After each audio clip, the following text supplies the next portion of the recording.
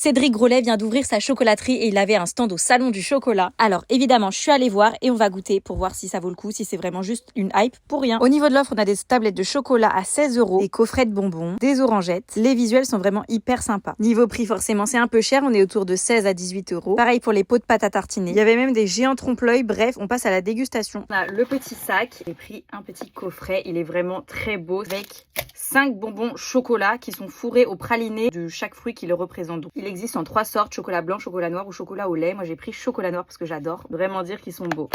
Ce coffret-là, il est au prix de 18 €.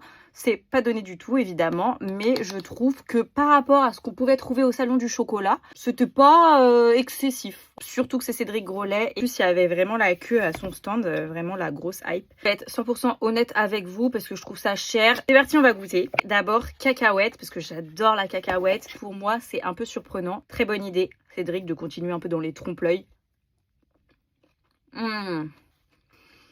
C'est exceptionnel. Je vais vous dire pourquoi, parce que je suis une fan inconditionnelle de beurre de cacahuète. Vous avez là une couche fine de chocolat et à l'intérieur, c'est vraiment du croustillant en fait. Comme une petite gaufrette et j'adore cette texture. Goûtez la petite pistache maintenant. Obligé de goûter la pistache évidemment, hein, c'est le fruit du moment qui fait fureur, donc c'est parti.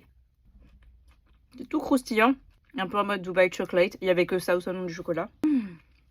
Mais je sais pourquoi j'adore, parce que c'est du chocolat noir.